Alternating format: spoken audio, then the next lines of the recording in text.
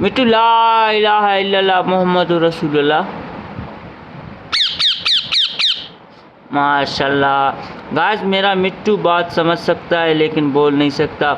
एक और बात यार, आज मेरा मिट्टू बहुत तकलीफ़ में है, अपना नाखून किसी जगह तोड़ के अब थोड़ा बेचैन सा रहता है। देखो सारा खून से भरा हुआ है यार, मैंने देखा भी नहीं है इस बेचारे को।